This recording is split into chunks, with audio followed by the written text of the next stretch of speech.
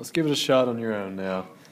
Factor x cubed plus 6x squared minus x minus 30, given x plus 3 is a factor. So let's start by getting x plus 3 equal to 0, figuring out what we're going to put in our box for synthetic division. Again, we're taking this polynomial, dividing out one factor we do know, and getting the other factor. Just real quick aside, it's kind of like if I had 27 and I knew 9 was a factor, so I divided 9 out. Alright, well that would yield 3, which would be another factor. That's kind of the idea, because 3 times 9 would equal 27 if I went the other direction. Whatever I get here, when I take the polynomial, divide by x plus 3, I could multiply that back together and come back to the polynomial. And if you're not clear on what I'm talking about, ask me in class and I'll do that for you. Go ahead and get your coefficients. You got 1, 6, -1, -30. Okay, do your synthetic division. I'm going to go kind of quick here because hopefully you've done this and you're just kind of watching to check your work to make sure you're doing it right. Okay, so that's what we should have, x squared plus 3x minus 10. And we need to factor that. So factors of -10, that would add to 3. Well, let's see. We could do 2 and 5 maybe. One of those will have to be negative, so let's make the 2 negative. So your other factors, x minus 2 and x plus 5. Okay. So that's the 2 you need to find. Remember, you were giving x plus 3 as a factor. This was a degree of 3, so you knew there were 3 altogether. These are the other 2 you need to find. Alright, let's try one more.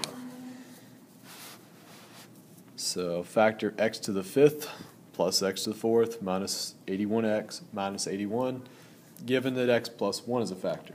Alright, well, if x plus 1 is a factor, then x plus 1 equals 0 and x equals -1. So that's actually a solution, and that's what goes in the box. Put your coefficients down, 1, 1. We don't have an x cubed, you need a 0. We don't have an x squared, you need a 0. A -81 for x and a -81 constant. Okay, so a little bit more involving problem here. Also, you have a degree of 5. You are going to have 5 factors here. We have 1 so far. You need to find 4 more. So you can basically tell how many answers you should have based on the problem.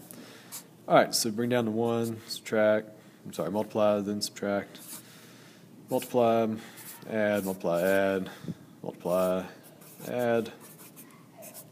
So pretty much everything goes away. You got to be careful here because you start with x to the 5th, drop 1 power, this is 1x to the 4th, no x cubed, no x squared, no x, just a minus 81. Okay? Alright, I'm giving you one of these because every year somebody, well, hardly anyone does this problem and then you see it in the homework and then they come in and say, well, I didn't know what to do. Well, really, you really should know what to do here. It's maybe tricky to spot, but what you've got is a difference of squares. If you square x squared, you get x to the 4th. If you square 9, you get 81.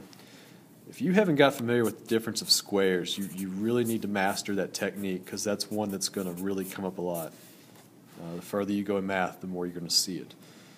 Okay, so this is a difference of squares. That's how I got that. Look back at section 5.4 if you really have no clue how I got this. We have a second difference of squares here.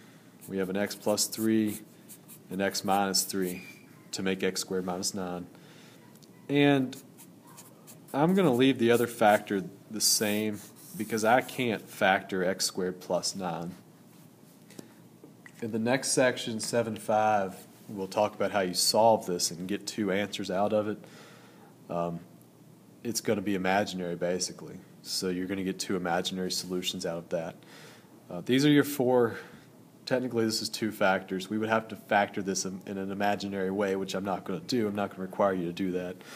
But technically, these are 4 factors. 1, 2, and this counts as 2 more. So that's it.